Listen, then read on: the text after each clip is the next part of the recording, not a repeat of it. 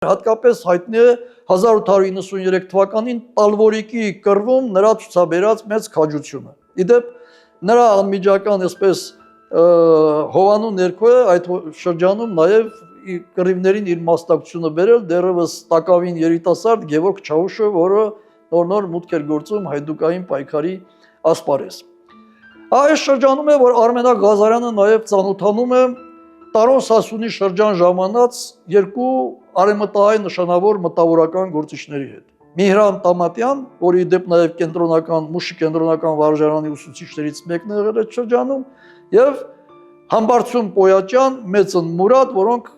նկատելի դեր պիտի ունենային 1890-ականների առաջին կեսի արևմտահայերի ազատագրական պայքարում։ Այս երկու գործիչները, որոնք Պոլսից էին ժամանել Տարոն Սասունի շրջան, կարևոր ազդեցությունն էին Տարոն Սասունում եւ Սասունի եւ Մուշի Մշո դաշտի բնակչության միջավայրում անառարկելի հեղինակություններ էին։ Բայց սրանց կողքին Մշո դաշտում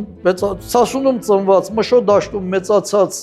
Արմենակը շատ արագ սկսում է դառնալ մոտավորապես հավասարազոր գործիչ եւ բարձորոշ պիտի ասել ամենևին էլ իր կարողություններով, իր